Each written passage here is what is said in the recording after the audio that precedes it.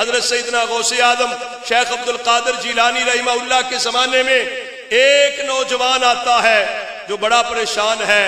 آپ نے پوچھا کیا کیوں پریشان ہے؟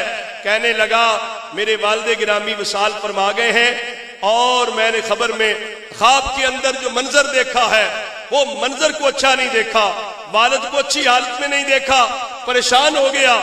آپ نے پوچھا کہ کیا آپ کا والد گرامی جو تھے کیا میرے جامعہ کے اندر کبھی پڑھنے کے لیے آئے ہیں؟ بیٹے نے عرض کی اے غوث پاک میں نہیں جانتا، میرے والد صاحب تو نہیں آئے ہوں گے.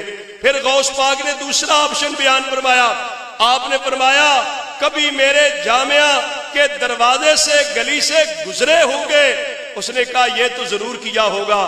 آپ نے فرمایا چلے جا، جو دینی مدرسے کے دروازے سے بھی گزر جائے رب تعالیٰ کی بارگاہ میں عرض کرتا ہوں رب تعالیٰ ان کی بخشش فرما دے، اللہ کی مغفرت سے معروم وہ بھی نہیں رہے گا.